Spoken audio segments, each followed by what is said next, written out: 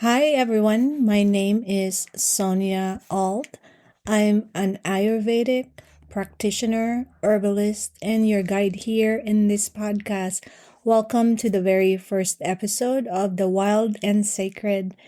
So, this podcast is really for women in midlife who feel like they're in the season of change, like me, and maybe in your body, your emotions, your relationships, your purpose, or maybe all of it at once. And if you've been feeling like things are shifting for you and you're not quite sure where you're landing, well, this space is for you. Welcome. And we're not fixing ourselves, it's becoming or coming home to ourselves. And I thought the best way to begin is to tell you a little bit of my own story. And I've always asked myself what kind of woman I want to be when I grow old. But I did not expect to feel so close to that version of myself so soon. And not in this distant and dreamy way, but in a real physical, cellular kind of way. I really don't feel old. I don't think that I look it, but something has shifted in me. And with that shift came a sense of urgency, not a panic, but sense of clarity. Like, if I don't claim the life I want now, then when will I? And in this last couple of years, something in me shifted, not all at once, but undeniably my body started changing in ways I couldn't ignore.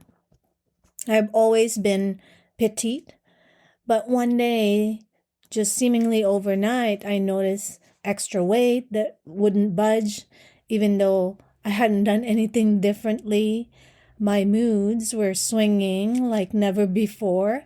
And one day I'd wake up motivated and full of vision, and then the next I'd feel like everything was pointless. And I remember a time when I used to just jump into things with excitement, and suddenly that spark felt harder to access. And emotionally, I did not feel like myself. And it came in waves. Some days I was me, and some days I felt like I was just unraveling. So I'm usually grounded and very resilient, but it felt like the ground underneath me was shifting all the time. And at the same time, life was moving fast. So I have kids. My kids were growing up, leaving the nest. They're actually young adults now. They were finding their own way, and they're still finding their own way. And I had to figure out how to be a mother in a new way. But also, I had to figure out how to be me without them. And honestly, really, it took years because I wasn't just letting go of their childhood, right? I was letting go of the role I'd embodied for so long because I wasn't just saying goodbye to their childhood. I was also saying goodbye to the whole chapter of my identity. So much of my heart and purpose was wrapped around being a mother, a mom. And then almost suddenly that version of me was just done. It's not gone, but it just transformed. And then losses came. I'm the youngest of 11 children born in the Philippines. And in just the last 3 years, I lost three of my sisters. They're a lot older than me, but still one after the other. And so that kind of grief rearranges something inside you. And it really made me question everything, my purpose, my priorities, and even my mortality. So I started asking myself questions I hadn't really asked since I was a child. What do I want when I grow up? What version of me in all of my relationships that I no longer want to be, where I am not being me? And it hit me like I'm aging. I'm aging. And not someday, but now. It's happening now. And I could feel it in my bones, my thoughts. I noticed how differently I wanted to live. What I used to tolerate, I couldn't anymore. What I used to postpone, I started feeling this urgency about life. Not in just panicky way, but I was just being clear of what I want. Because if not now, then when, right? And so I started preparing in my late 30s. I dove deep into Ayurveda. Ayurveda is a system of healing that's 5,000 years old, and it shifted my nutrition. I made rest the priority in my life because I didn't want to rely on quick fixes or pretend I wasn't changing. So I wanted to meet this season of my life with intention and reverence. And I wanted to learn natural ways to really connect with my body, myself, and with the earth, because that's where I've always found nourishment. So this practice of Ayurveda really changed my life, literally, and I hope to share this with you in the future. I also began exploring practices I used to only observe from the sidelines, like Tantra practices and Kundalini and embodiment practices. I had always this curiosity about people who radiated something from the inside out. You know, those kind of women that aren't really flashy, but they are glowing, very present, very rooted, very grounded. Something in me really wanted that, but not just to perform it, but really to embody it, but to feel it for real.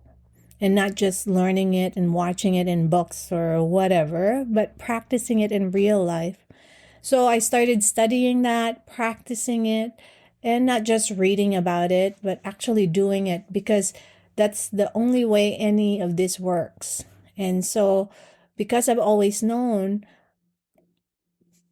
deep within me, I only learn when I live it. And truthfully, I needed it. And I realized how long I've been living in this doing mode, hustling, overgiving, solving problems, serving. I've always been the strong one, holding everything together. But what I really craved was, at least in this season of my life, was softness. Those attributes helped me in my previous life. But I now wanted to come back to this femininity, and not the version that's curated or almost like a performative, but the one that's intuitive, cyclical, and alive. And that part of me that knows how to really feel, being present, to receive, to create, to be fully alive. So these practices brought me home to myself, but in a real messy human way. They helped me feel again, cry again, breathe, to choose again, over and over again. And this phase of my life is still uncomfortable, and it's still messy and full of pivots and uncertainty, and a lot of quiet revelations that land, that sometimes really big, like thunder, you know? And it's like a slow spiritual, emotional, and physical transformation, and I'm still in it with no ETA.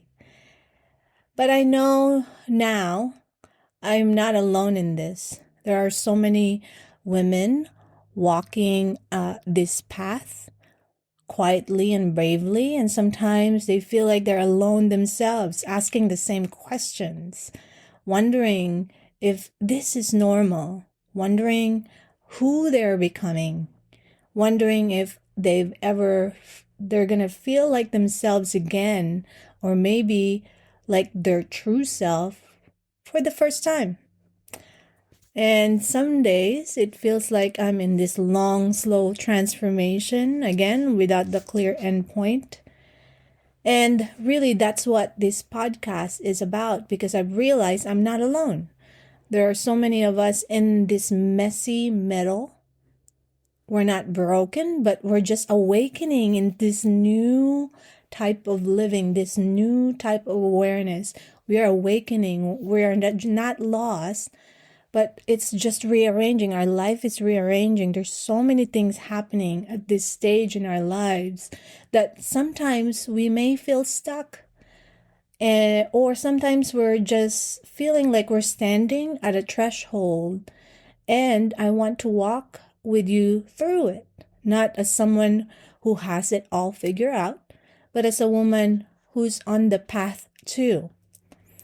And so if you're in a season where your body feels unfamiliar, if your moods are swinging, your energy is unpredictable, and nothing you used to do seems to work anymore, if you're craving rest, truth in all areas of your life, if you're craving vitality and a more natural way to take care of yourself, if you are waking up to a deeper hunger for something more and something like sacred, almost something real, something authentic for you, you are so not alone. And here in this space, we remember the cycles, our natural cycles. We want to reclaim our intuition and our power and root into just the simple nature aligned practices that bring us back home to ourselves. And I hope in the future you'll hear conversations on things like hormonal shifts of what's really going on in our body, anything about perimenopause or menopause, and how Ayurveda and nature-aligned practices views this sacred life phase. If you're looking for nervous system healing and nourishment and embodying your feminine energy, if you're looking on how to feel more alive, grounded, and turn on in your body without the performance, but being just you, authentic you, or birthing or mothering through transitions and becoming yourself again after being someone else for so long. If you're looking for any type of healing patterns or ancestral patterns and honoring grief we carry in our body and in our psyche, if you're looking for creative expression, dharma, or living with purpose, even when things feel messy, if you're in the middle of spiritual awakenings and remembering who you are without bypassing your very human experience, and you'll always get grounded guidance from here. And I can promise you that. Just simple, pragmatic, real, effective tools and perspective stories that meet you where you are. And I want you to feel seen here. I want you to feel your own wisdom again.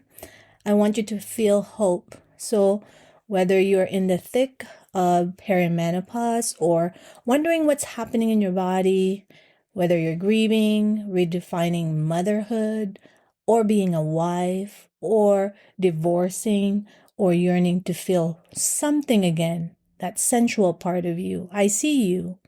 You belong here. And I'll be sharing tools, rituals, and reflections, everything from Ayurveda to tantric practices, to embodiment practices, Kundalini practices, and any tools that I picked up along the way, I will share with you. All grounded in really living in real life. That's what Tantra is. Everything is sacred. including all our messiness, because healing is not a project, really. It's a relationship with ourselves. And I would be so honored to walk with you in this season. So thank you for being here. And if you loved this episode, please subscribe and share it with a friend. You can also visit Of the Wild and Sacred, ANDN, sacred.love, to learn about the offerings I've created to support you. And in the next few episodes, we'll talk more about what perimenopause actually is and why it's not just about your period, but your nervous system, your sense of self, and your sacred evolution.